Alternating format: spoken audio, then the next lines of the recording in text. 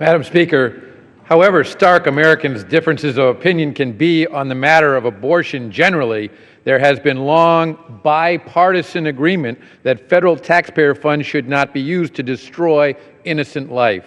The Hyde Amendment, named for its chief sponsor, former House Judiciary Committee Chairman Henry Hyde, has prohibited the federal funding of abortion since 1976, when it passed a House and Senate that were composed overwhelmingly of Democrat members.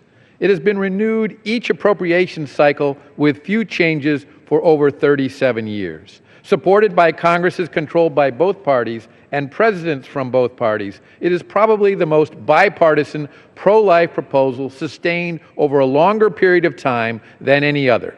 It's time the Hyde Amendment was codified in the United States Code. H.R. 7, the No Taxpayer Funding for Abortion Act, sponsored by Representative Chris Smith of New Jersey, would do just that. It would codify the two core principles of the Hyde Amendment throughout the operations of the federal government, namely a ban on federal funding for abortions and a ban on the use of federal funds for health benefits coverage that includes coverage of abortion. As hundreds of thousands of people from across the country come to Washington to express their love of unborn children at the annual March for Life, it is a marvelous time to reflect on what could be accomplished if the bill we consider today were enacted into law.